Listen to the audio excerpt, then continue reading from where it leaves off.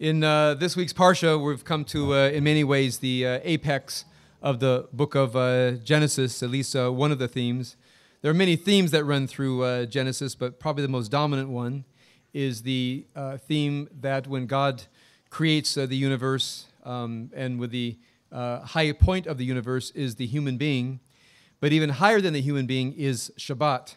And the idea of Shabbat, I spoke about this earlier today, is that that not only are we here living physical lives going through time, but rather there's actually a greater matrix in which we're living. And if we can grasp that greater matrix in which we're living, we'll know how to conduct our moral and spiritual lives. So the Torah begins with a great failure, and many failures in its train. Probably the great failure most strongly symbolized by the Cain's murder of Abel. So ever since that time, we have in the Torah the idea that humanity, if you look at that first family, is dead set against each other, and this violence and hatred and wrath and murder can come out at any time.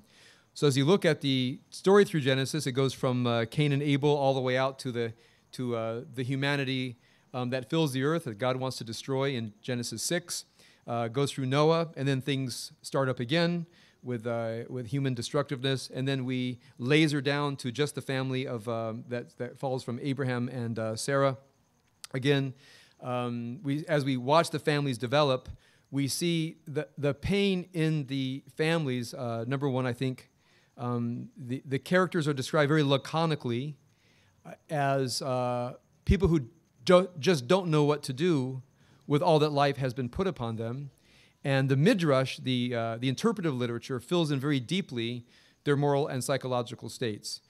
But one moment I think that captures so much of this difficulty is when Jacob, in order to receive the birthright from his father Isaac, that his mother Rebekah knows that must be given to him and not to his older brother Esau. And another way of saying it, that higher law, that higher spiritual law, is trumping the lower law that says the firstborn receives the birthright. So there we have you might say, the righteous thing to do versus the legal thing to do.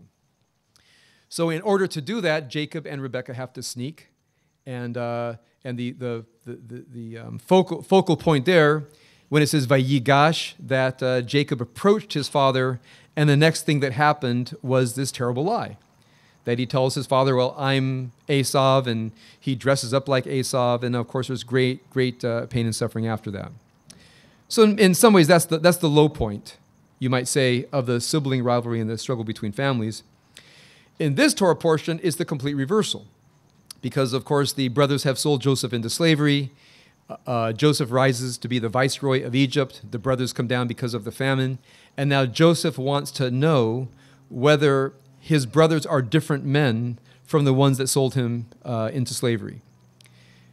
So he devises a test. And the test is bring Benjamin down. He puts his full brother, the youngest of the brothers, into prison. He trumps up charges against them that they're thieves.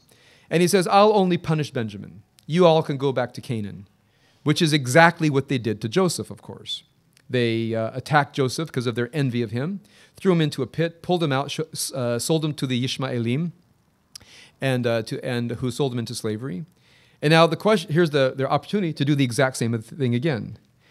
Now Judah knows that the only way to get Benjamin out would, as his older brother, to stay. Right? Meaning, I'll replace my brother in prison.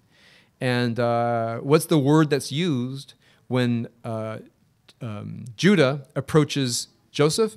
Vayigash. Vayigash Yehuda. So this one word, Vayigash, which means to come near, you can either use it destructively. You can come near in order to lie, or to cheat, to hurt, to harm, or you can come near to be a true person who tries to undo the harm. So in a very, very beautiful use of text, and if we had the time, we could actually look at each way the word Vayigash, the word gash, is used. It's a fascinating study.